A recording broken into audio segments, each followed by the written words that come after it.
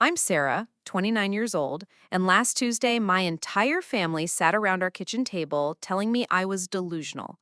My mother looked me straight in the eye and said, "Sarah, we love you, but this military fantasy has gone too far. You never served anywhere." My father nodded in agreement. "Honey, you went through a rough patch after college, but making up stories about being deployed isn't healthy. I'd love to know which corner of the globe you're watching from, and if this story speaks to you, make sure to subscribe. Tomorrow's video is one you absolutely can't miss." My younger brother Marcus snorted from across the table. "Come on, Sarah. We all know you spent those 2 years working at that coffee shop downtown and living in that tiny apartment. Stop trying to make yourself sound more interesting." Even my grandmother, who had always been my strongest supporter, shook her head sadly. "Dear, I think you need to talk to someone professional about these memories you think you have." I sat there in stunned silence, looking at the faces of people who had raised me, who claimed to love me, who were telling me that the most defining experience of my adult life simply never happened. The deployment to Afghanistan, the convoy attacks, the field hospital where I saved lives, the friends I lost, the nightmares I still had, all of it, according to my family, was an elaborate delusion. "This conversation is over," I said quietly, standing up from the table, "but I'll prove to you exactly who I am and what I've done." My mother reached out as if to comfort me. "Sarah, please, we just want to help you get better." I stepped back from her touch. "I don't need to get better. I need you to understand the truth." I walked out of that house knowing that when I returned, everything would be different. What they didn't know was that, in my bedroom closet, locked in a fireproof safe, I had a document that would end this debate permanently. My DD-214 discharge form, along with my medical records, deployment orders, and commendation letters. Documents that proved every single thing they claimed was impossible. The Williams family had always been tightly knit, at least on the surface. We lived in Cedar Falls, Iowa, a small town where everyone knew everyone else's business. My father, Robert Williams, managed the local bank and served on the city council. My mother, Linda, taught third grade at the elementary school I had attended as a child. We were the kind of family that looked perfect from the outside. Regular church attendance, family dinners every Sunday, holiday traditions that never changed. Growing up, I had been the reliable one, the daughter who got good grades, helped with household chores without being asked, and never caused any trouble. Marcus, 3 years younger, was the athletic star who could do no wrong despite his tendency to bend rules and skip responsibilities. Our family dynamic had been established early. Marcus was the golden child who brought home trophies and college recruitment letters, while I was the steady, dependable one who kept everything running smoothly in the background. After high school, I had enrolled at Iowa State University with plans to study nursing. My parents were supportive, but not particularly excited. "Nursing is a good, stable career for a woman," my mother had said. "You'll always have work, and it fits well with raising a family someday." Even then, I felt like my dreams were being managed and minimized, shaped to fit their vision of what my life should look like. College started well enough, but by my sophomore year, I felt restless and unfocused. I was earning decent grades, but something was missing. I felt like I was sleepwalking through my days, following a path someone else had chosen for me. That's when I started researching military service. The idea of serving my country, of doing something meaningful and challenging, began to consume my thoughts. When I first mentioned the possibility of enlisting, the family reaction was swift and dismissive. "Don't be ridiculous," my father had said during one of our Sunday dinners. "You're not military material, Sarah. You're too soft, too sensitive. The military is for people like your cousin Jake, tough, aggressive types who can handle that kind of life." My mother had been even more direct.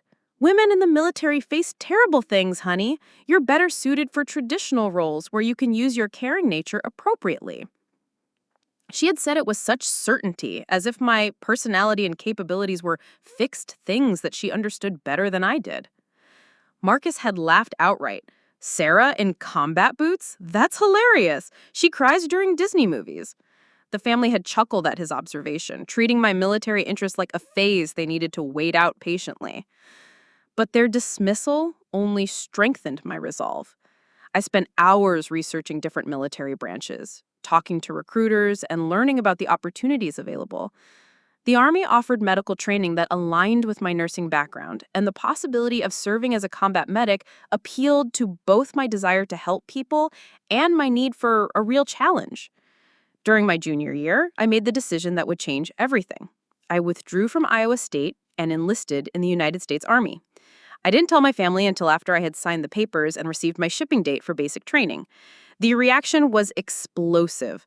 "You've ruined your life," my father shouted, pacing around our living room. "Do you have any idea what you've thrown away? A college education, a stable future? For what? To play soldier?" My mother had cried for hours, alternating between anger and devastation. "How could you do this to us? How could you make such a major decision without consulting your family? We raised you better than this." Even worse was their refusal to acknowledge that my decision was final. They seemed to believe that if they expressed enough disappointment and disapproval, I would somehow change my mind and return to my previous path. "It's not too late," my mother kept saying. "You can still get out of this. We'll figure out how to get you back into school." The night before I left for basic training at Fort Leonard Wood, Missouri, my family held what amounted to an intervention. Extended relatives were called in to talk sense into me. My Aunt Carol spoke about the importance of finishing college. My Uncle Paul, a Vietnam veteran, tried a different approach, explaining how military service had damaged him and warning me about the psychological toll it would take. "Sarah, you're making a mistake that will haunt you for the rest of your life," my grandmother had said, tears in her eyes. "The military changes people, and not always for the better. You're too good for that kind of life." Through it all, I remained firm in my decision. I knew they thought they were protecting me, but their inability to see me as capable of making my own choices, of handling challenges they deemed too difficult for me, was exactly why I needed to leave. I needed to prove to myself and to them that I was stronger than they believed. The morning I left for basic training, only my grandmother came to see me off at the bus station.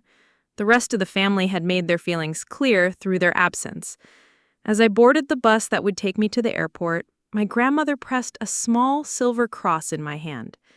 "I don't understand your choice," she said quietly, "but I love you, no matter what. Be safe, and come home to us." Those were the last supportive words any family member would speak to me for a very long time. What followed was 8 weeks of the most challenging and transformative experience of my life. Basic training pushed me beyond every limit I thought I had, and I emerged stronger, more confident, and more capable than I had ever imagined possible. But when I called home after graduation, excited to share my achievement and my upcoming assignment for advanced medical training, the response was lukewarm at best. "That's nice, dear," my mother had said, her tone suggesting she was humoring a child who had won a participation trophy. "When do you think you'll be ready to come home and finish school properly?" It was as if they had decided that my military service was a temporary detour, something to be tolerated, until I came to my senses and returned to the life they had planned for me. They weren't interested in hearing about my training, my new skills, or my sense of purpose and accomplishment. In their minds, I was still the same soft, sensitive girl who needed their guidance and protection. That disconnect would only grow wider over the months and years that followed. But at that moment, standing in the phone booth outside my barracks, I made a decision that would prove crucial years later. I started keeping meticulous records of everything, every assignment, every achievement, every piece of documentation that proved who I was becoming and what I was accomplishing. I had no idea then that those records would someday be the only thing standing between me and my family's complete denial of my reality. Advanced individual training at Fort Sam Houston in San Antonio changed everything about how I saw myself and my capabilities. The combat medic program was intensive, demanding both physical endurance and mental precision that pushed every recruit to their limits. While other soldiers complained about the 18-hour study days and hands-on trauma simulations, I found myself thriving in ways I never had in civilian life. Staff Sergeant Martinez, our lead instructor, was a veteran of 3 deployments who had seen enough combat casualties to fill a morgue. She didn't coddle anyone, but she noticed potential when she saw it. During our third week, after I had successfully performed a complex airway procedure on a training mannequin while simulating incoming fire, she pulled me aside. "Williams, where did you learn to stay that calm under pressure?" she asked, studying my face for any sign of the bravado most recruits tried to project. "I didn't know I could until now, Sergeant," I replied honestly. She nodded approvingly. "That's not something we can teach. You either have it or you don't. You're going to save lives out there." Those words meant more to me than any praise I had ever received. For the first time in my life, someone was recognizing a strength I possessed, rather than focusing on limitations they assumed I had. The contrast with my family's expectations couldn't have been more stark. The medical training was unlike anything I had experienced in my nursing coursework. We learned to perform emergency surgery in makeshift conditions, to treat gunshot wounds and blast injuries, to make life or death decisions in seconds while under intense stress. I excelled at every aspect of the training, earning commendations for both technical skill and leadership potential. My fellow trainees began seeking me out for study sessions and practical exercises. Private Jackson, a former EMT from Detroit, confided that he had been struggling with the pressure until he started training with me. "You make it look easy," he said after I helped him master a particularly difficult IV insertion technique. "But more than that, you make the rest of us believe we can do it too." Sergeant Martinez nominated me for accelerated advancement.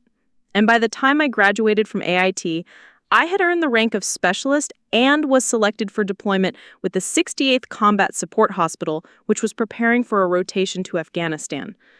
The deployment orders came with a mixture of excitement and terror that I had never experienced before.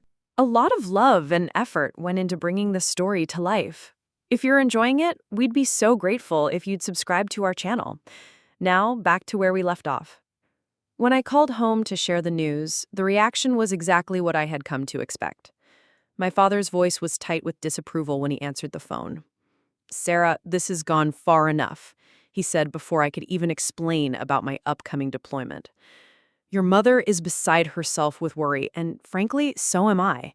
You need to find a way out of this military nonsense and come home where you belong." I tried to explain the honor of being selected for deployment, the important medical work I would be doing, but he cut me off. "You're not a soldier, Sarah. You're a small-town girl who belongs in Iowa, not running around in some foreign country playing war games." The conversation ended with him hanging up on me, and subsequent calls went unanswered. My mother finally returned my call 3 days later, her voice strained and distant. "Your father and I have been talking," she said, "and we think it's best if you don't contact us again until you're ready to leave the military and come home. This lifestyle you've chosen is too stressful for our family to handle." The irony wasn't lost on me. They found my military service too stressful for them to handle, while I was preparing to deploy to an active combat zone. Even Marcus, when I finally reached him at his college dorm, seemed embarrassed by my service. "My friends keep asking about my sister in the Army," he said. "And honestly, it's weird trying to explain. It's not like you're doing anything normal people can relate to." That conversation crystallized something for me. My family's inability to understand or support my service wasn't just about concern for my safety. It was about their fundamental belief that I was incapable of succeeding at anything outside their narrow definition of appropriate female roles. They couldn't accept that I had chosen a path that challenged their assumptions about who I was and what I could accomplish. The deployment to Forward Operating Base Shank in eastern Afghanistan arrived with the brutal efficiency that characterized all military operations. One day, I was completing final preparations at Fort Hood, Texas, and 48 hours later, I was stepping off a transport plane into 110-degree heat and the controlled chaos of a combat outpost. FOB Shank was home to approximately 3,000 coalition forces and served as a hub for operations throughout Logar province. The base hospital where I was assigned operated around the clock, treating everything from routine illnesses to catastrophic combat injuries. As one of the newest arrivals, I was immediately thrown into 12-hour shifts that tested every skill I had learned during training. My first week in country was a baptism by fire that no amount of side state training could have fully prepared me for. The first casualty I treated was a 19-year-old infantry soldier who had stepped on an improvised explosive device during a patrol. His injuries were devastating, and the emergency surgery we performed in our tent hospital saved his leg and possibly his life. During that surgery, I found myself functioning with a clarity and precision that surprised even me. While more experienced medics dealt with the primary trauma, I managed his airway, monitored vital signs, and anticipated the surgeon's needs with an efficiency that earned immediate recognition. Specialist Williams, Dr. Captain Rodriguez said as we finished the procedure, "Where did you train before this?" "Just AIT, sir. This is my first deployment." He looked genuinely surprised. "Your performance there was exceptional. Have you considered pursuing physician assistant training when you return stateside?" It was the first time anyone had suggested I might have the potential for advanced medical training, and the seed of an idea began to form. Maybe my service wasn't just about proving myself to my family. Maybe it was about discovering capabilities I never knew I possessed. The days blended into weeks as I settled into the rhythm of deployment life. The work was demanding and often heartbreaking, but I felt more competent and confident than I ever had in civilian life. My medical skills improved rapidly under the mentorship of experienced doctors and medics who recognized my potential and invested in my development.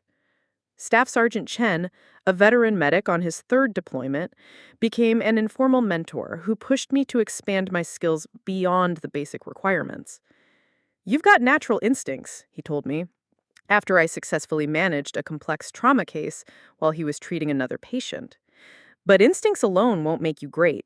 You need to keep studying, keep learning, keep pushing yourself." I took his advice seriously, spending my off-duty hours studying advanced medical texts and practicing procedures until they became second nature. The hospital commander, Colonel Matthews, noticed my dedication and began assigning me to increasingly complex cases. 3 months into my deployment, I was selected to join a medical team that accompanied combat patrols, providing immediate care to wounded soldiers in the field. It was dangerous work that required not only medical expertise, but also combat training and the ability to function effectively under enemy fire. The first time our convoy was attacked, I discovered something about myself that even I hadn't known existed. While rounds impacted around our position and other soldiers took cover, I found myself moving methodically from wounded soldier to wounded soldier, performing triage and emergency treatment with a calm focus that seemed to come from somewhere outside myself. "Williams, get down!" Sergeant Chen shouted as I worked to stabilize a soldier with a sucking chest wound. "Almost finished," I called back, completing a needle decompression that relieved pressure on the soldier's lung. Later, after we had evacuated the wounded and returned to base, Chen pulled me aside. "What you did out there today was either incredibly brave or incredibly stupid," he said, studying my face. "Maybe both, but you saved 3 lives, and you did it without hesitation." That firefight marked a turning point in how other soldiers viewed me. Word spread quickly through the unit about the medic who had treated wounded soldiers while under fire, and suddenly I found myself earning a level of respect that transcended rank or experience. Soldiers began specifically requesting me for dangerous missions, knowing that if they were wounded, I would risk everything to save them. The recognition felt surreal after a lifetime of being told I was too soft, too sensitive, too weak for challenging situations. Here, in one of the most dangerous places on Earth, I was being praised for exactly the opposite qualities. The contradiction between my family's perception and my actual capabilities became increasingly stark with each passing day. 6 months into my deployment, I received my first and only letter from home. It was from my grandmother, written in her careful, cursive handwriting. "Dearest Sarah," it began, "I hope this letter finds you safe and well. Your parents asked me not to write to you, but I couldn't let another day pass without telling you that I pray for you every night. I may not understand why you chose this path, but I respect your courage in following your heart. Please take care of yourself and know that someone at home is always thinking of you. That letter became my most treasured possession. Proof that at least one person in my family recognized that my service meant something, even if they didn't fully understand what that something was. I carried it with me on every mission, a tangible reminder that I wasn't completely alone. As my deployment continued, I documented everything meticulously. Photos of myself with my unit, copies of commendations and performance evaluations, letters from grateful patients and their families. At the time, I told myself I was preserving memories of the most important period of my life. I had no idea that someday those documents would be the only thing standing between me and accusations that none of it had ever happened. The Bronze Star Medal arrived with little fanfare, delivered to my bunk by First Sergeant Davis on a sweltering August morning. The citation read, "For exceptionally meritorious conduct in the performance of outstanding services during combat operations in support of Operation Enduring Freedom." The medal was awarded for my actions during a mass casualty event when our forward aid station was overrun with wounded soldiers from a complex ambush. I had worked for 14 straight hours, performing procedures that saved 11 lives under conditions that would have challenged the most experienced surgeons. When I called home to share the news, my mother answered the phone with a voice so distant it might as well have been coming from another planet. "A medal?" she said, after I explained what had happened. "Sarah, honey, I think the stress of whatever you're doing over there is affecting your judgment. Maybe it's time to consider coming home and getting some help." The suggestion that I was fabricating military honors hit me like a physical blow. "Mom, this is real. I can send you a copy of the citation, photographs of the ceremony." "Sweetie," she interrupted, her tone taking on the patient quality she used when talking to particularly difficult third graders, "your imagination has always been very vivid. Remember when you were 8 and convinced everyone you had seen a bear in our backyard? Sometimes our minds create stories to help us cope with difficult situations." The comparison between a childhood fantasy and a military commendation was so absurd that I found myself speechless. When I finally managed to respond, my voice was shaking with frustration. "This isn't a story, Mom. I have documentation, witnesses, official records." "I think we should end this conversation," she said firmly. "Call us when you're ready to discuss reality." The line go dead, leaving me staring at the Bronze Star in my hand and wondering how the same people who had raised me could be so thoroughly committed to denying what I had become. My attempts to maintain contact with Marcus yielded even more bizarre conversations. When I finally reached him at his fraternity house 3 weeks later, he seemed genuinely confused by my call.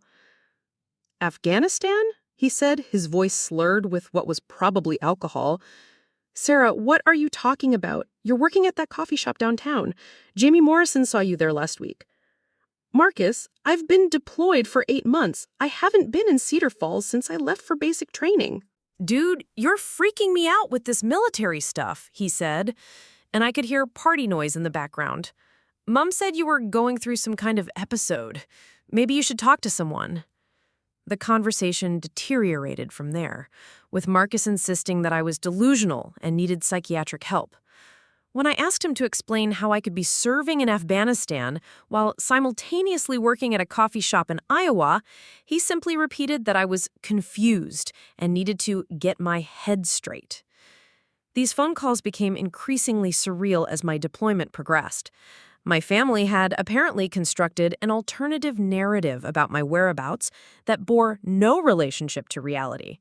According to them, I had never enlisted, never completed basic training, never deployed to Afghanistan.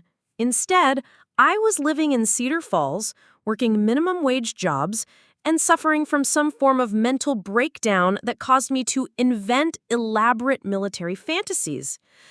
The most disturbing part wasn't just their denial of my service, but their apparent certainty that they were being compassionate by refusing to acknowledge it.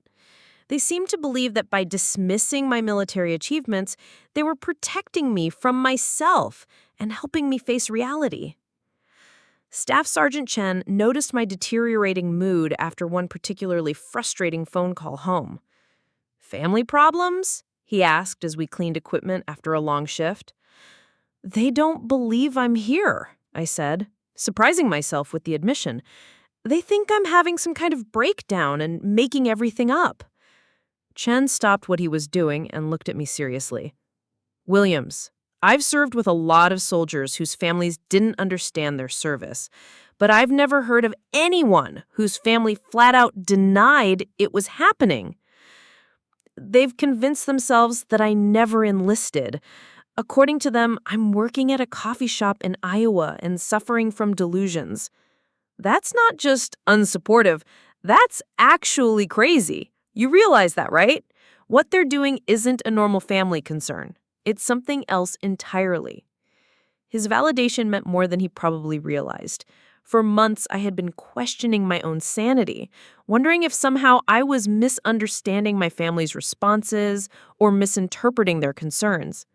Having an outside perspective to confirm that their behavior was genuinely bizarre helped me understand that the problem wasn't with me.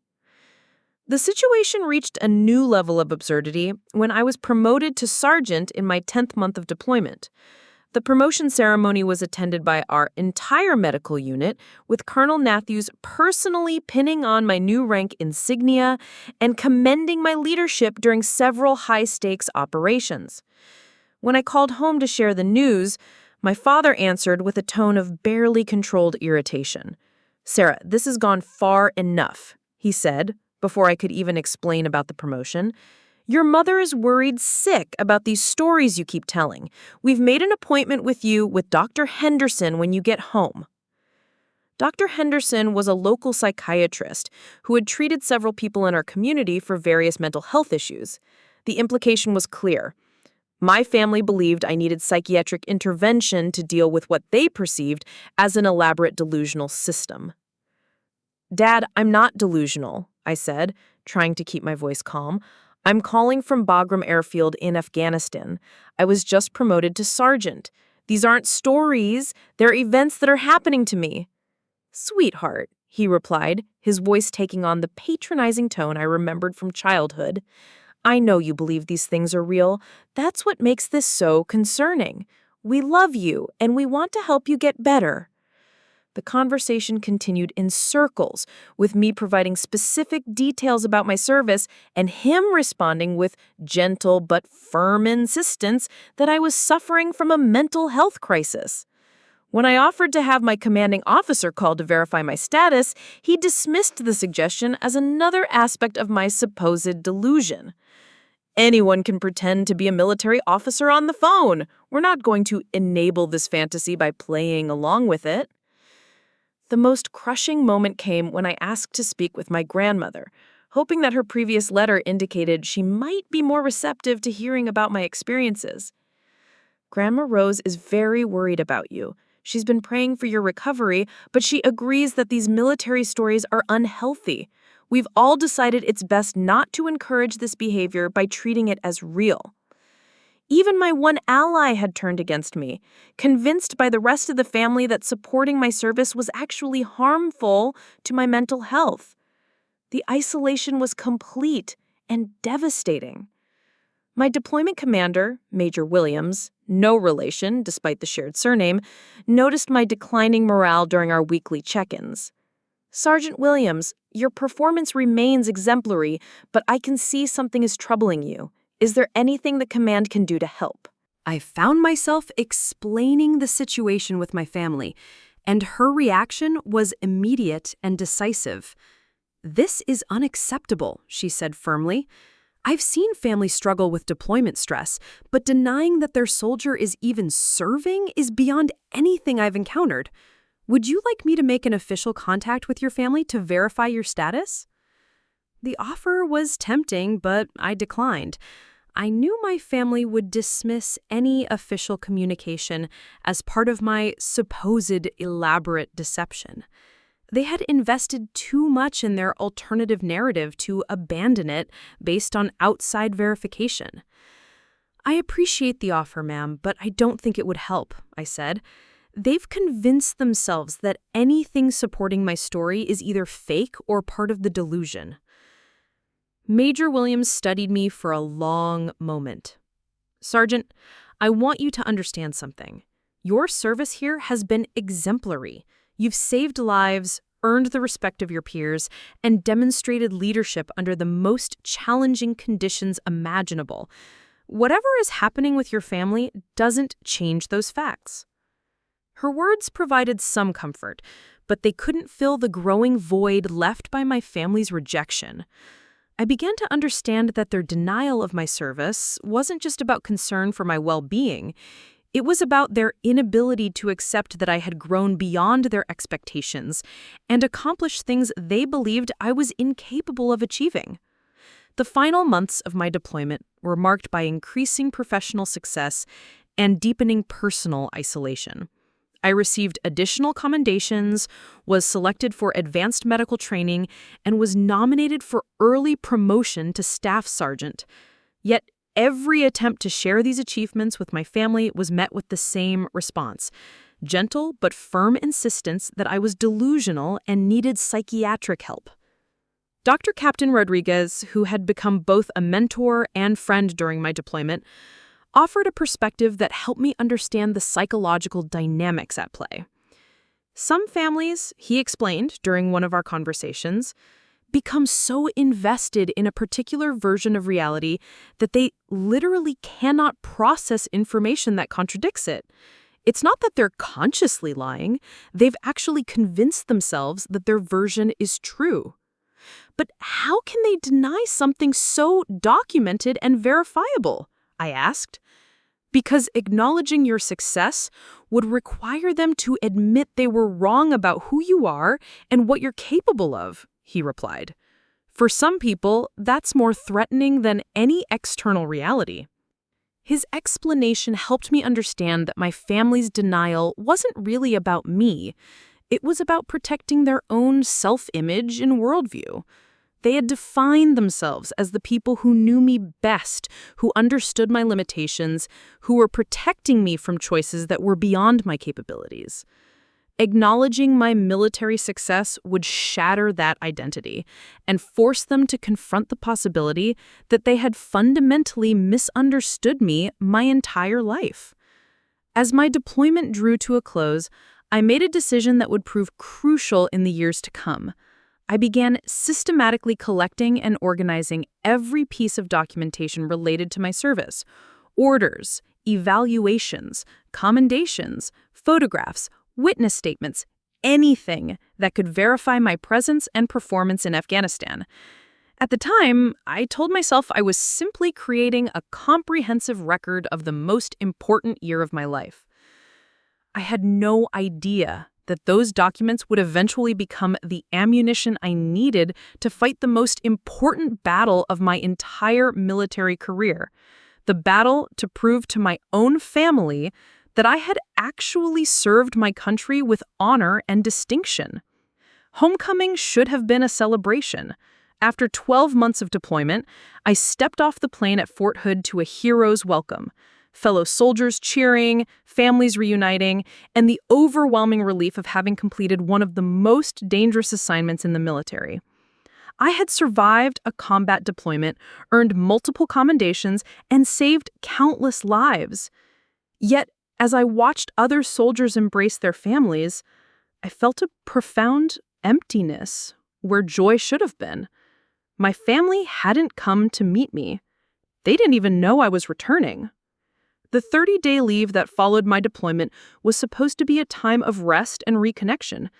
Instead, I found myself in an impossible situation, trying to convince my own family that the most significant year of my life had actually happened. I had planned to surprise them with my return, imagining their shock and eventual pride when they saw me in my dress uniform, medals gleaming, transformed from the uncertain college dropout they remembered into a confident combat veteran. The reality was far different from anything I had imagined. I arrived in Cedar Falls on a Tuesday morning in October, the autumn air crisp with the promise of winter. Our family home looked exactly the same as it had when I left. White picket fence, carefully maintained lawn, my mother's flower beds preparing for dormancy. I stood on the front porch in my Class A uniform, Bronze Star and Combat Medical Badge prominently displayed, and rang the doorbell like a stranger. My mother answered the door in her bathrobe, coffee mug in hand, and the expression that crossed her face was unlike anything I had ever seen. It wasn't joy or relief or even surprise. It was fear. "Sarah?" she whispered, stepping back from the door as if I were a ghost. "What are you doing here? How did you get that uniform?" Mom, it's me, I said, trying to keep my voice steady. I'm home from deployment. I wanted to surprise you. She continued staring at me with that same fearful expression, her eyes moving from my face to my uniform to the medals on my chest. This isn't real, she said quietly. This can't be happening. My father appeared behind her, still in his pajamas, and his reaction was immediate anger. Sarah, what is this? Where did you get that costume? Is this some kind of sick joke? It's not a costume, Dad. I'm Sergeant Sarah Williams, United States Army. I just completed a 12-month deployment to Afghanistan with the 68th Combat Support Hospital. The words sounded surreal even to my own ears, standing in my childhood home while my parents looked at me as if I were a dangerous stranger. My father's face flushed red with the anger I remembered from childhood. Stop this nonsense right now, he demanded. Take off that uniform and tell us where you've really been. Your mother has been worried sick about you for months. We know you've been struggling, but this elaborate charade has gone too far. I reached into my jacket pocket and pulled out my military ID card, holding it out for them to see. Look at this. Look at my rank, my service dates, and my photograph. This is real documentation. My mother glanced at the ID card and shook her head dismissively. Anyone can fake those things nowadays with computers.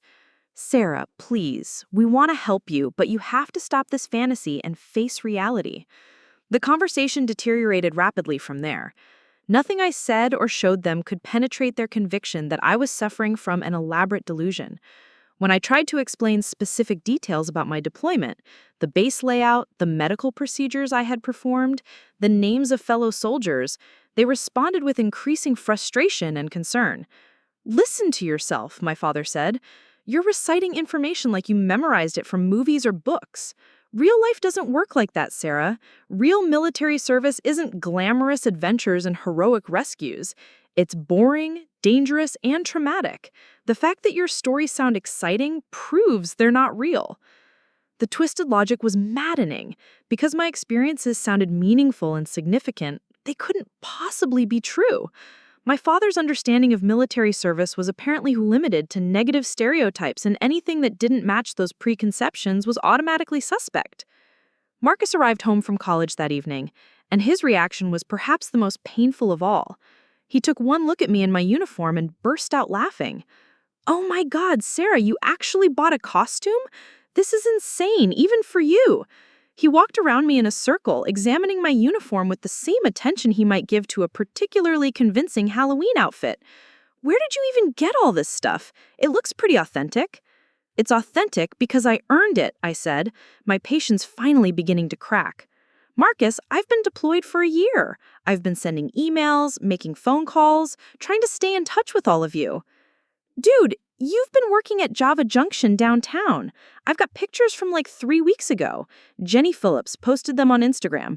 He showed me the screen, which displayed photos from what appeared to be a party at a local coffee shop. "See? There you are behind the counter." I stared at the photographs, trying to make sense of what I was seeing. The person in the images looked vaguely like me, similar height and build, same general hair color, but it definitely wasn't me. The facial features were different, the mannerisms unfamiliar, yet my family was convinced they were looking at photographs of me working at a coffee shop while I was actually serving in Afghanistan. "That's not me," I said quietly. "I don't know who that person is, but it's not me." "Sarah, we can see you right there in the picture," my mother said, her voice taking on that patient, condescending tone I had learned to hate. This is exactly what we're talking about. Your mind is playing tricks on you, making you believe you were somewhere else when you were actually right here in town. The breaking point came when my grandmother arrived for our usual Tuesday dinner. I had been counting on her support, remembering the lever she had sent me during my deployment. When she walked into the living room and saw me in my uniform, her reaction was immediate and heartbreaking. "Oh, Sarah," she said, her voice heavy with sadness. "Sweetheart, this has to stop. Your family loves you, but we can't keep enabling this behavior." "Grandma Rose, I wrote you in Afghanistan," I said desperately. "You told me you were praying for me every night. You said you respected my courage." Her face crumpled with what looked like genuine grief. "Honey, I never wrote you any letters. I've been here in Cedar Falls the whole time watching your mother cry herself to sleep every night worrying about your mental state. There was no deployment, no Afghanistan. You've been working at that coffee shop and living in that terrible apartment downtown, barely making ends meet." The room spun around me as I processed her words. Not only was she denying the letter she had sent, but she was claiming it had never existed. According to her, I had been living in poverty in my hometown while imagining myself serving heroically overseas. "I have the letter," I said, my voice barely above a whisper. "It's in my apartment. You wrote it in your handwriting, signed it with your name." "Sarah, there is no letter," she replied firmly. "Whatever you think you have is something your mind created to make this fantasy feel more real." That was the moment I realized the full scope of what I was dealing with. This wasn't simple denial or misunderstanding. My family had constructed a complete alternative reality in which I had never enlisted, never deployed, never accomplished anything they couldn't accept. They had convinced themselves so thoroughly of this alternate narrative that they were now gaslighting me, denying physical evidence and documented facts. I excused myself from the dinner table and went to the bathroom, where I called Staff Sergeant Chen on my cell phone. When he answered, I could hear the familiar sounds of the military base in the background: vehicles, radio chatter, the organized chaos of Army life. "Williams, how's the leave treating you?" he asked cheerfully. "Chen, I need you to do me a favor," I said, my voice shaking. "I need you to tell me where I've been for the past 12 months. There was a pause before he responded, his tone shifting to concern. "You've been deployed to FOB Shank with the 68th CSH. Sarah, are you okay? You sound upset." "I'm fine," I lied. "I just needed to hear someone confirm that Afghanistan actually happened." "Of course it happened! We served together for a year! You saved more lives than I can count. What's going on?" I couldn't explain the situation without sounding insane myself, so I made an excuse and ended the call. But hearing Chen's voice, hearing the background sounds of military life, confirmed what I already knew. My family was wrong, and I was right. The question was what to do about it. When I returned to the dinner table, the conversation had moved to planning my recovery. My family had apparently spent my absence discussing my condition and had developed a comprehensive plan for my rehabilitation. Dr. Henderson has an opening next week. He specializes in delusional disorders and thinks he can help you distinguish between reality and fantasy. We've also looked into some residential facilities, places where you can get intensive treatment in a controlled environment until you're stable enough to live independently again. They were discussing my involuntary commitment to a psychiatric facility as casually as they might plan a family vacation. The betrayal was so complete and devastating that I found myself unable to respond. "The important thing," my grandmother said gently, "is that we all love you and want to help you get better. This military fantasy has given you a sense of purpose and accomplishment, but now it's time to face reality and build a real life."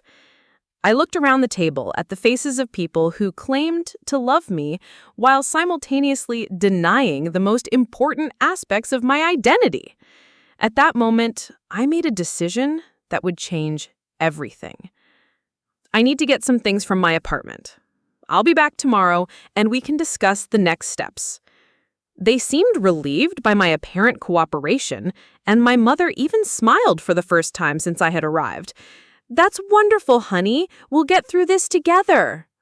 I stood up from the table, still in my dress uniform with my medals gleaming under the dining room lights, and said goodbye to my family.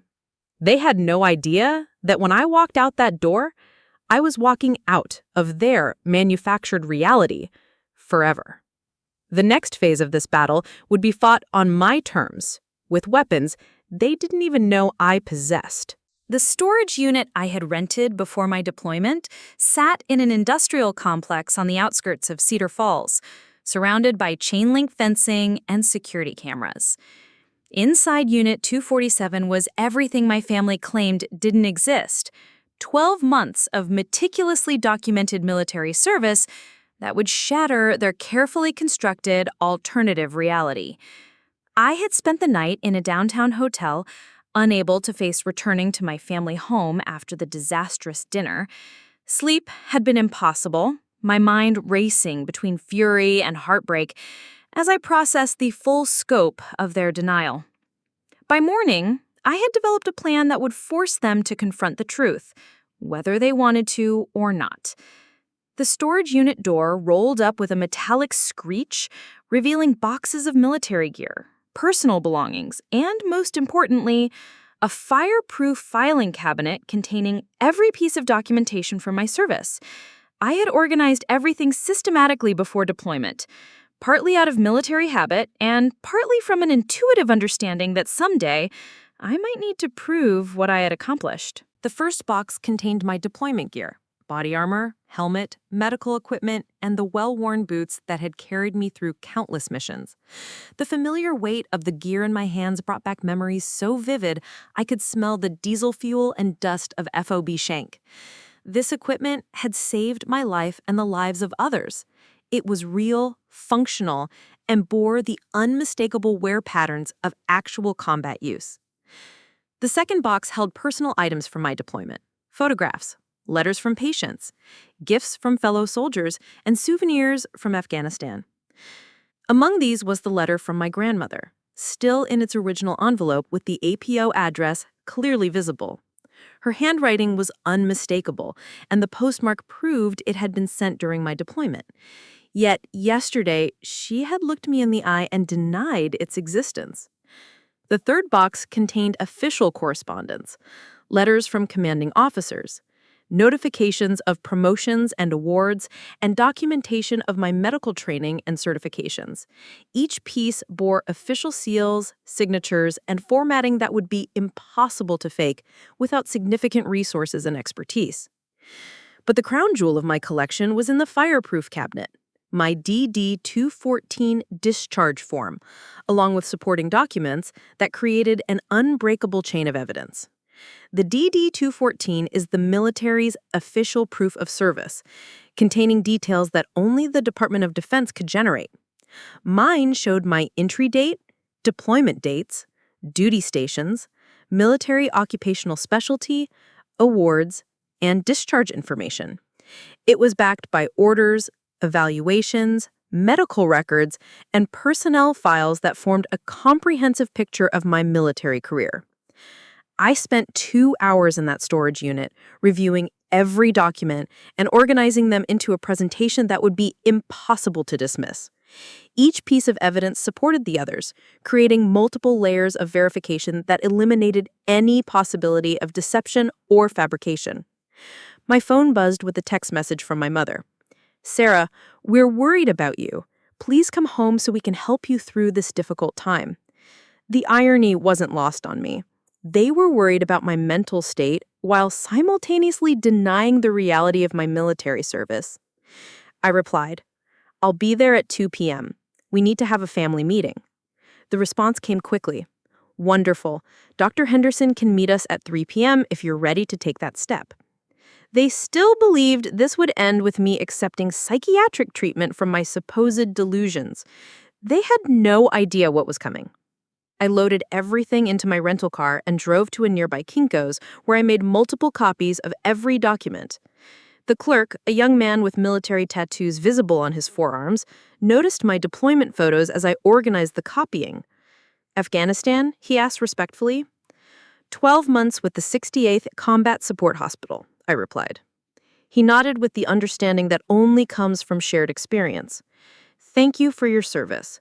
Those medical units save a lot of lives over there. His simple acknowledgement of my service stood in stark contrast to my family's denial. A complete stranger could recognize and respect what the people who claimed to love me refused to even acknowledge. By 1:30 p.m., I was parked outside my family home, boxes of evidence loaded in the car, and copies secured in multiple locations. I had also taken the precaution of scanning everything to digital format and uploading it to cloud storage. Whatever happened in the next few hours, the truth would be preserved. I walked to the front door carrying only a small briefcase containing the most crucial documents. My family was waiting in the living room, arranged in what looked like a carefully planned intervention. My parents sat on the couch, my grandmother in her favorite chair, and Marcus on the love seat. Dr. Henderson, a middle-aged man with kind eyes and a carefully groomed beard, occupied the remaining chair. "Sarah, we're worried about you," my mother said with forced cheerfulness. "Dr. Henderson would like to talk with you about getting some help." Dr. Henderson leaned forward with practiced compassion. "Sarah, your family is very concerned about you. They've told me about the elaborate military fantasy you've constructed, and I want you to know that this kind of delusional thinking is more common than you might imagine. With proper treatment, we can help you distinguish between reality and fiction." I remained standing, briefcase in hand, and looked around the room at these people who thought they knew me better than I knew myself. "Before we discuss treatment, I'd like to share some things with all of you. Would that be acceptable?" Dr. Henderson nodded encouragingly. "Of course. It's important that you feel heard during this process." I opened the briefcase and removed my DD-214 form, holding it up for everyone to see. This is my military discharge document, also known as a DD-214. It's issued by the Department of Defense and contains official verification of my service record. My father immediately shook his head. "Sarah, we've already told you that documents can be faked. This proves nothing." "Actually," Dr. Henderson interjected, "if I may examine that document, I can tell you whether it appears authentic. I've worked with many veterans, and I'm familiar with military paperwork." I handed him the DD-214, and he studied it carefully, examining the paper quality, formatting, and official seals. After several minutes, he looked up with a confused expression. "This appears to be genuine," he said slowly. "The paper stock, printing quality, and security features are consistent with authentic military documents. These would be extremely difficult to counterfeit." The room fell silent as the implications of his statement sank in. Dr. Henderson was supposed to be helping them prove I was delusional, not validating my claims. "That's impossible," my mother said firmly. "Sarah has been in town for the past 2 years. We have photographs, witnesses, employment records from the coffee shop." I removed the next set of documents from my briefcase: deployment orders, travel records, and pay statements that showed exactly where I had been and when. These orders show my deployment to Afghanistan from October 2019 to October 2020. The pay statements show deployment pay and hazardous duty pay during those exact months. The travel records show flights from Fort Hood to Bagram Airfield.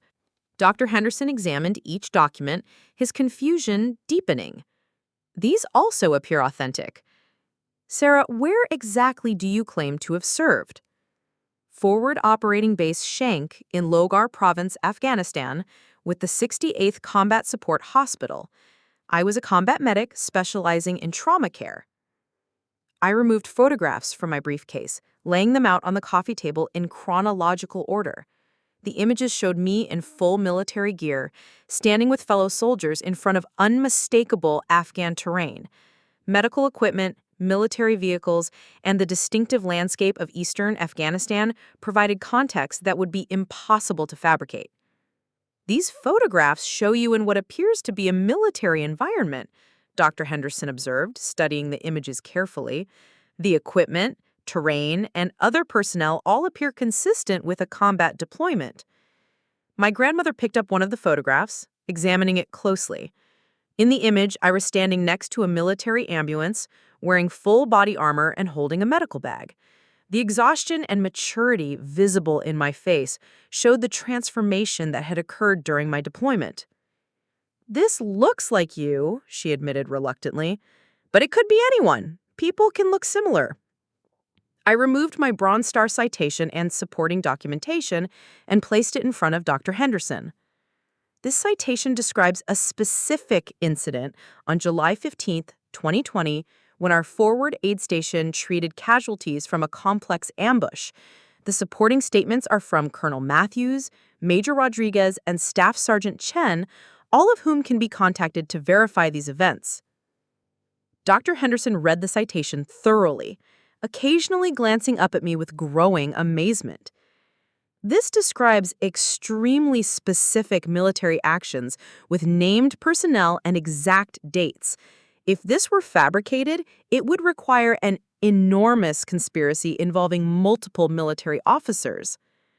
"That's exactly what we're dealing with," my father said desperately. "Sarah has constructed an elaborate fantasy involving fake documents and fictional people. Mental illness can cause people to create incredibly detailed delusions." I reached for my phone and dialed Staff Sergeant Chen's number, putting it on speaker. He answered on the second ring. "Williams, how's it going? Still dealing with family drama?" "Chen, I have you on speaker with my family and a doctor. They're claiming that our deployment to Afghanistan never happened. Can you confirm for them where we served together?" There was a pause before Chen responded, his voice taking on a more formal tone. "Sergeant Sarah Williams and I served together for 12 months at Forward Operating Base Shank in Logar Province, Afghanistan, as part of the 68th Combat Support Hospital. She was one of the finest medics I've ever worked with and saved numerous lives during our deployment." The room fell into stunned silence. Here was a living witness speaking directly to them, confirming every detail of my service. "This could be anyone," Marcus said weakly.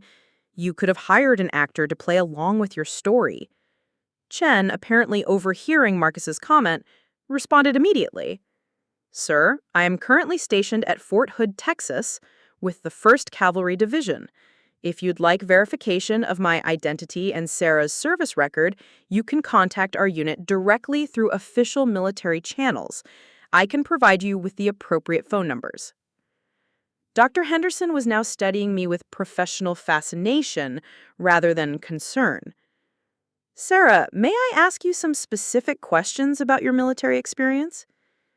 For the next 20 minutes, he grilled me about details that only someone with actual combat medical experience could know: specific procedures, equipment, protocols, and the realities of treating trauma patients in a combat environment. My answers were immediate and comprehensive, drawing on knowledge that couldn't have been learned from books or movies. "Dr. Henderson," my mother said desperately, "surely there's an explanation for this. People with severe mental illness can become very convincing." He shook his head slowly. "Mrs. Williams, I've been treating veterans with PTSD and other service-related conditions for 15 years. What your daughter is describing is consistent with authentic combat medical experience. The level of detail, the emotional responses, and the physical evidence all support her claims." I removed the final piece of evidence from my briefcase, a letter from a patient I had treated in Afghanistan. The soldier, Corporal James Murphy, had written to thank me for saving his life after an IED explosion. The letter included specific details about his injuries, the treatment I had provided, and his recovery process. "Corporal Murphy lost his left leg below the knee and suffered massive internal bleeding," I explained. "I performed emergency surgery in the field that stabilized him until he could be evacuated to Landstuhl Regional Medical Center in Germany. He sent this letter 6 months after his injury to thank me for my care." Dr. Henderson read the letter, which included Murphy's contact information and an invitation to visit him and his family. This letter contains medical details that only someone involved in his treatment would know. Sarah, with your permission, I'd like to contact this soldier to verify his account. Please do, I replied. He's currently stationed at Fort Bragg. As Dr. Henderson made the call, my family sat in increasingly uncomfortable silence. The mountain of evidence was becoming impossible to dismiss, but they were still struggling to abandon their alternative narrative. Corporal Murphy answered the phone, and Dr. Henderson explained the situation. Murphy's response was immediate and emotional. Doc, Sergeant Williams saved my life. I wouldn't be here talking to you right now if she hadn't performed that emergency surgery. She's a hero, and anyone who says otherwise is either lying or crazy. When the call ended, Dr. Henderson turned to my family with a grave expression. I need to be very direct with all of you. Your daughter is not suffering from delusional disorder. She is a decorated combat veteran who served her country with distinction. The evidence is overwhelming and undeniable. My mother's face crumpled as the reality finally penetrated her carefully constructed denial. But the photographs from the coffee shop, the witnesses who saw her in town. Those photographs must have been misidentified, Dr. Henderson replied gently. It's not uncommon for people to mistake one person for another, especially when they want to believe something strongly enough. My father sat in stunned silence, staring at the DD-214 form as if it might transform into something else if he looked at it long enough. The foundation of his reality was cracking, and I could see the moment when everything finally collapsed.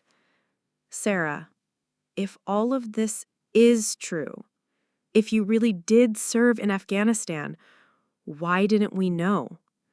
Because every time I tried to tell you, you dismissed it as fantasy. You had already decided who I was and what I was capable of. Nothing I said or did could change that perception. The revelation wasn't complete yet. There were still more documents, more evidence, more proof of a reality they had refused to acknowledge. But in that moment, watching my family finally begin to grasp the truth, I felt something I hadn't experienced in years. Validation. The war for recognition was far from over, but the first major battle had been won. The silence that followed Dr. Henderson's validation stretched for what felt like hours. My family sat frozen in their chairs, staring at the overwhelming evidence spread across the coffee table like survivors of an earthquake surveying the ruins of their world. The carefully constructed reality they had built over the past year was crumbling before their eyes, and I could see each of them processing the implications at their own pace. Dr. Henderson was the first to speak, his professional demeanor intact despite the extraordinary circumstances. I need to apologize, Sarah. When your family contacted me, they described symptoms consistent with delusional disorder. Based on their account, I expected to find someone suffering from elaborate fantasies. Instead, I'm confronted with evidence of authentic military service that your family has somehow convinced themselves didn't happen. He turned to address my parents directly, his tone shifting to one of clinical concern. Mr. and Mrs. Williams, what we're dealing with here isn't Sarah's mental health crisis. It's a family dynamic that has caused all of you to reject reality in favor of a narrative that feels more comfortable or manageable to you. My mother's hands were shaking as she picked up one of the deployment photographs, studying my face as if seeing me for the first time. But how is this possible? I was so certain. We had witnesses, photographs from the coffee shop. Mom, I said quietly, you had someone who looked like me working at a coffee shop. That doesn't mean it was me. You wanted to believe I was safe and close to home, so you convinced yourselves that any young woman with brown hair was your daughter. Marcus was frantically scrolling through his phone, pulling up the Instagram photos he had shown me the day before. But Jenny Phillips tagged you in these photos. She said she talked to you at work. I took his phone and examined the images more carefully. The woman in the photographs did bear a superficial resemblance to me, but the facial structure was different, the posture unfamiliar. Marcus, look closely. That's not me. Jenny probably saw someone who reminded her of me and made an assumption. When you're expecting to see someone, it's easy to convince yourself you have. Dr. Henderson nodded approvingly. That's exactly right. It's called confirmation bias.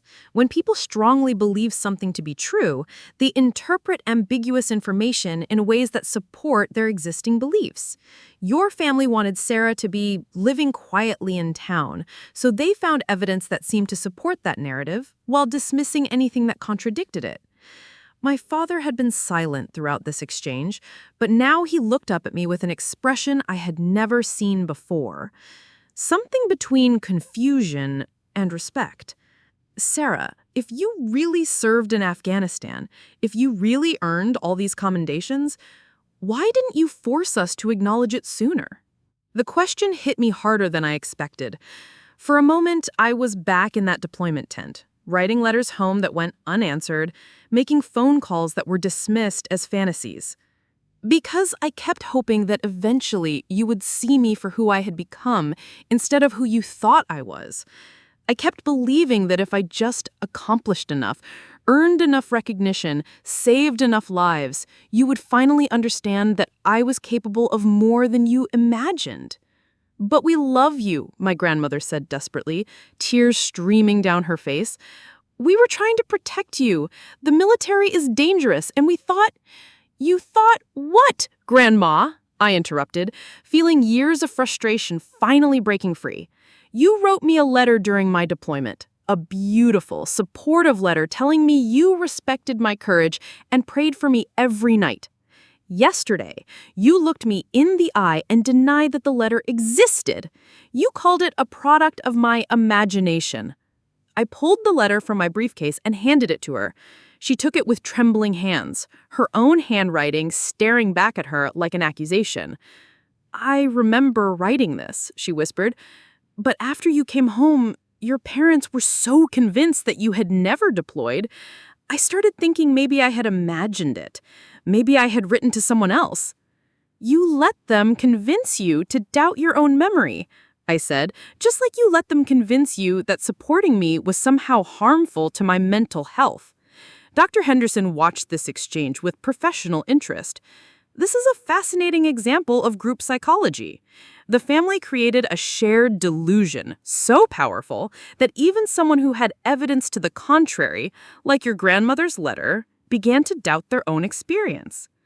My mother was now crying openly, mascara running down her cheeks, as she clutched my Bronze Star citation.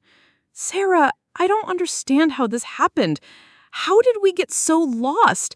How did we convince ourselves that none of this was real?"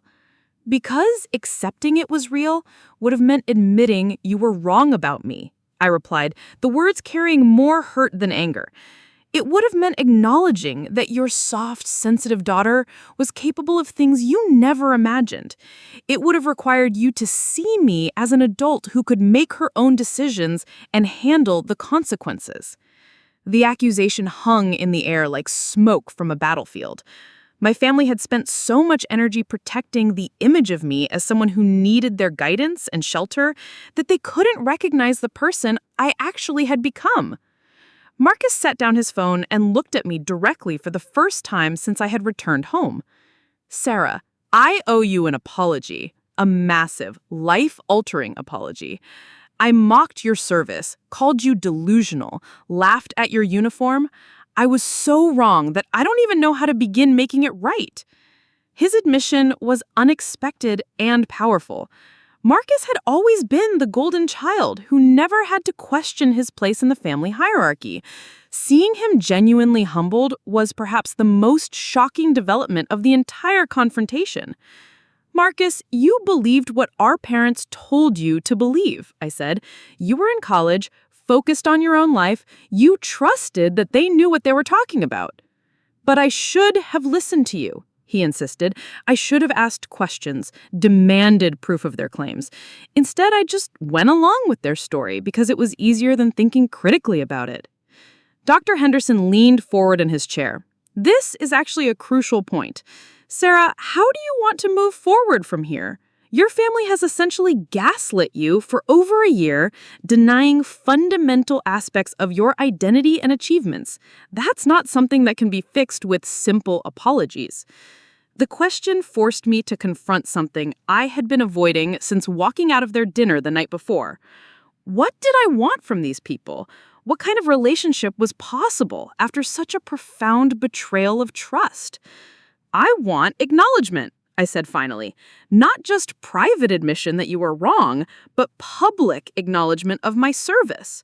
I want you to correct the narrative you've been spreading around town about my supposed mental health crisis. I want you to tell Dr. Henderson, tell your friends, tell anyone who will listen that I served my country honorably and earned the respect that comes with that service. My father shifted uncomfortably. Sarah, that's going to be embarrassing for us. People will want to know why we denied your service in the first place.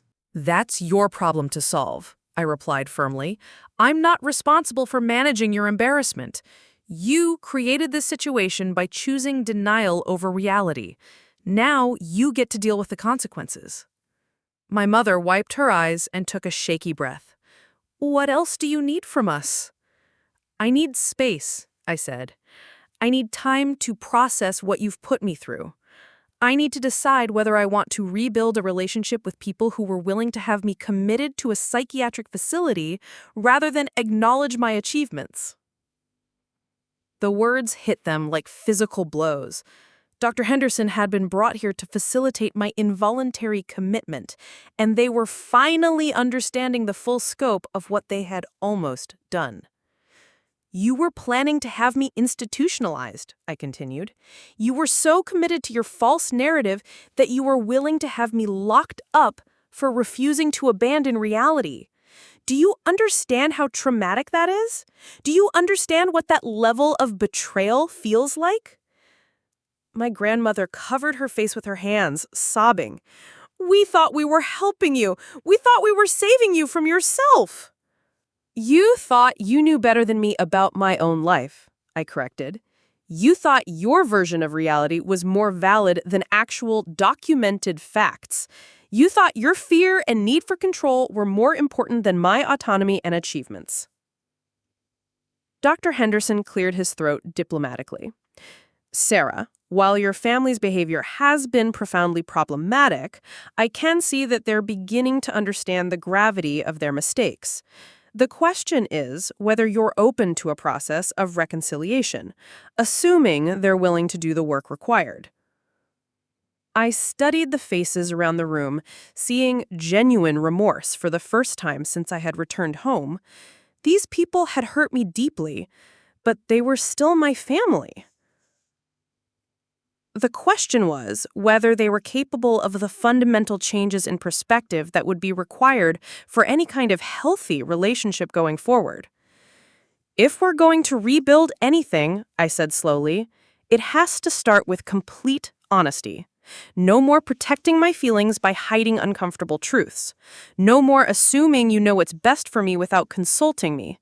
No more dismissing my choices because they don't match your expectations. My father nodded earnestly. We can do that. We want to do that. And I need you to educate yourselves about military service. I need you to understand what I experienced, what I accomplished, and what it means to be a combat veteran. I'm not the same person who left for basic training 2 years ago, and you need to get to know who I've become instead of trying to force me back into who I used to be. We'll do whatever it takes, my mother said. We'll read books, talk to other military families, attend support groups, whatever helps us understand. I pulled out a business card and handed it to Dr. Henderson. This is my therapist at the VA hospital. She specializes in helping veterans reintegrate with families who don't understand military service. If you're serious about rebuilding our relationship, you'll need to work with her to understand the impact of what you've done. Dr. Henderson examined the card and nodded approvingly. Dr. Patricia Gonzalez has an excellent reputation. I think family therapy with someone who understands military culture would be extremely beneficial. The conversation continued for another hour, establishing ground rules and expectations for any future relationship. I made it clear that reconciliation wasn't guaranteed. It would depend entirely on their willingness to acknowledge their mistakes and make substantive changes in how they viewed me and my choices. As the meeting wound down, my father asked the question I had been dreading. "Sarah, can you ever forgive us for what we've done?" I considered the question carefully before answering. Forgiveness isn't something I can promise right now. What you did went beyond simple misunderstanding or concern. You systematically denied my reality for over a year and tried to have me institutionalized for refusing to abandon the truth. That's going to take time to work through. "But you're willing to try?" my mother asked hopefully. "I'm willing to see if you're capable of the kind of fundamental change that would make a relationship possible. But it's going to be on my terms, at my pace, with professional guidance. And at any point you slide back into denial or try to control my narrative, I'm done permanently." The terms were clear, and they accepted them without argument. As I packed up my documents and prepared to leave, Dr. Henderson approached me privately. "Sarah, I want you to know that what you've experienced today took tremendous courage. Standing up to family gaslighting requires strength that many people don't possess. Your military service clearly prepared you well for difficult battles." His words meant more than he probably realized. After months of having my reality questioned and my sanity doubted, hearing a mental health professional validate my experience felt like a victory in itself. As I walked out of my childhood home for the second time in 2 days, I felt fundamentally different than I had the night before. Yesterday, I had left in defeat, crushed by their denial and questioning my own sanity. Today, I left with my head held high, my truth finally acknowledged, and the power to determine what came next firmly in my own hands. The war for recognition was over. The question now was whether peace was possible.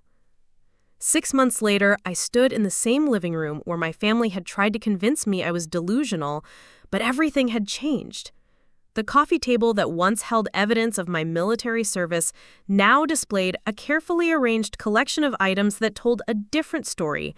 Family therapy worksheets, books about military culture my parents had been reading, and a framed photograph of me in my dress uniform that my mother had placed in the center of the room. The transformation hadn't been easy or immediate. The first few therapy sessions with Dr. Gonzalez had been brutal, with my family struggling to accept the full scope of their behavior and its impact on me. My father, in particular, had difficulty abandoning his role as the family patriarch who always knew what was best for everyone. But gradually, painfully, they began to understand how their need to control my narrative had led them to reject reality itself. The breakthrough moment came during our 4th session when Dr. Gonzalez asked my mother a simple question. "What were you most afraid would happen if you acknowledged Sarah's military service?" My mother had sat in silence for several minutes before finally answering with raw honesty.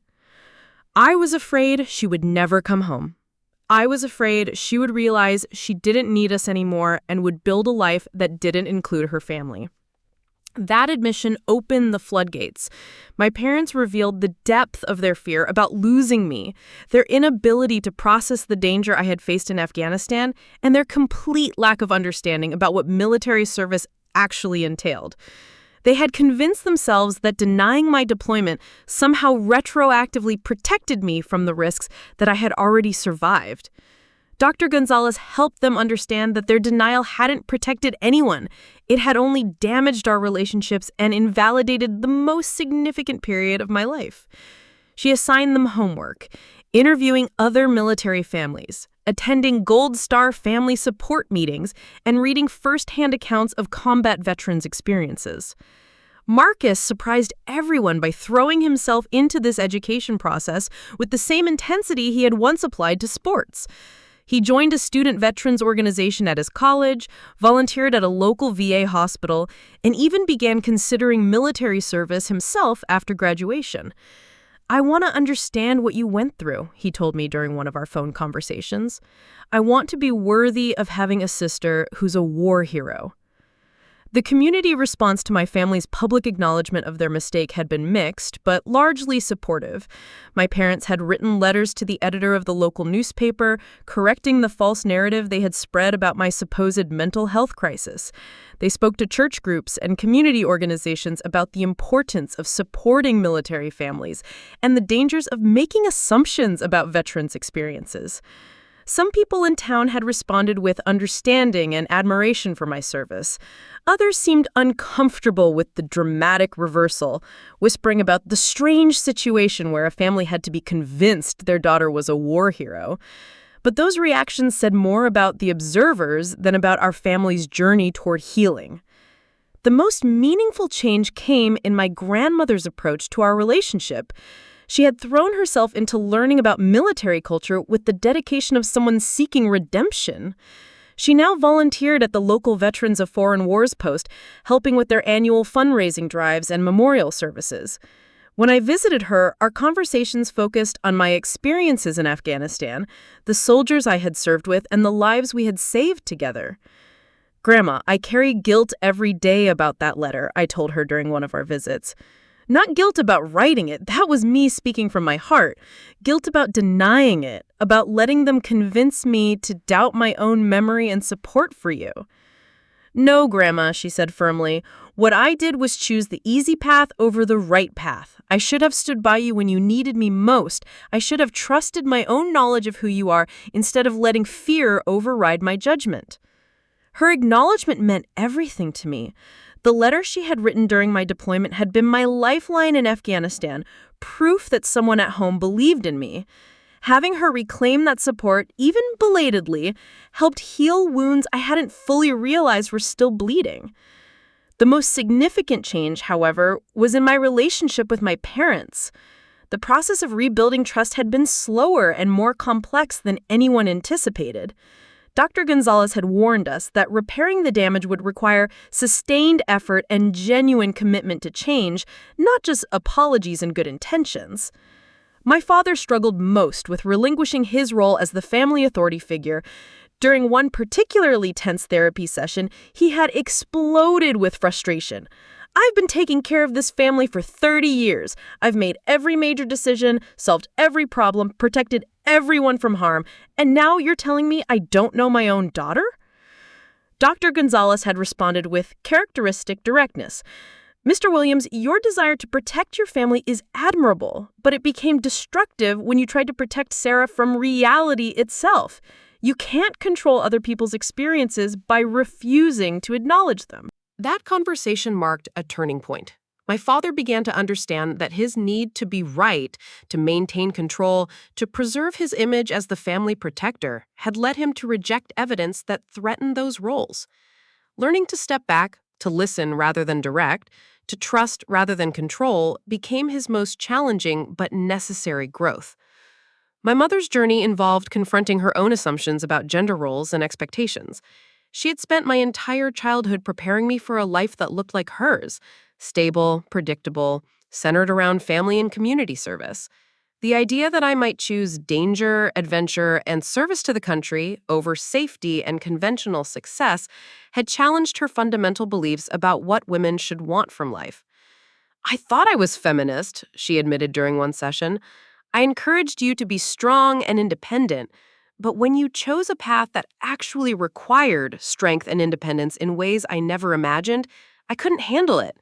I wanted you to be strong enough to succeed in the world I understood, not strong enough to succeed in worlds I couldn't even imagine." The work of rebuilding our relationships continued beyond the formal therapy sessions. My parents made efforts to connect with my military experience in tangible ways. They attended my unit's homecoming ceremony when my replacement deployment returned from Afghanistan. They participated in local Veterans Day celebrations, not as spectators, but as volunteers helping to honor service members. Most importantly, they learned to ask questions instead of making assumptions. When I experienced nightmares related to my combat experiences, They researched PTSD and connected me with appropriate resources instead of trying to fix everything themselves. When I decided to pursue physician assistant training using my GI Bill benefits, they offered support without trying to influence my decisions. The changes weren't perfect or complete. Old patterns occasionally resurfaced, moments when my parents would slip back into treating me like the uncertain college student they remembered instead of the confident veteran I had become. But now we had tools for addressing these lapses, ways of talking about them instead of letting them fester. A year after our confrontation, my family attended my graduation from physician assistant school. Watching them beam with pride as I walked across the stage in my cap and gown, knowing they finally understood the journey that had brought me there, felt like the completion of a circle that had been broken for too long. During the reception afterward, my father pulled me aside for a private conversation. "Sarah, I need you to know something. What you did that day, forcing us to confront the truth with all that evidence, that took more courage than anything I have ever done. You didn't just save your own sanity, you saved our family." The most powerful lesson from this entire experience wasn't about military service or family dynamics. It was about the fundamental importance of standing up for your own truth, even when everyone around you insists you're wrong. There are moments in life when you have to choose between maintaining peace and maintaining your integrity, between keeping others comfortable and honoring your own reality. For too long, I had hoped that my achievements would speak for themselves, that eventually my family would recognize my worth without me having to demand it. But some battles can't be won through patience and persistence alone. Sometimes you have to be willing to risk everything, relationships, security, comfort, to protect the truth of who you are. The DD-214 form that ended our family's debate represented more than just military documentation. It was proof that your worth isn't determined by other people's ability to recognize it. Your achievements don't become less real because others refuse to acknowledge them. Your truth doesn't become less valid because those closest to you find it inconvenient or uncomfortable. Standing up for yourself isn't just about winning arguments or proving points. It's about refusing to let other people's limitations define your possibilities. It's about honoring the person you've worked to become, even when others prefer the person you used to be. My family's denial of my military service taught me that love isn't enough if it comes with the requirement that you abandon your authentic self. True support means celebrating who you actually are, not who others need you to be. And sometimes the most loving thing you can do for people is refuse to enable their delusions, even when confronting reality is painful for everyone involved. The war for recognition taught me that the most important battles are often fought not against external enemies, but against the people who claim to know you best. And winning those battles requires the same courage, strategy, and determination that carried me through a combat deployment in Afghanistan. Your truth is worth fighting for, even when the people you love most are the ones who refuse to see it. Looking for more? We've got 2 amazing stories ready for you right on screen. If this one touched you, these are absolutely worth your time. Click to watch them now. And hey, subscribe and hit that bell to never miss our latest uploads.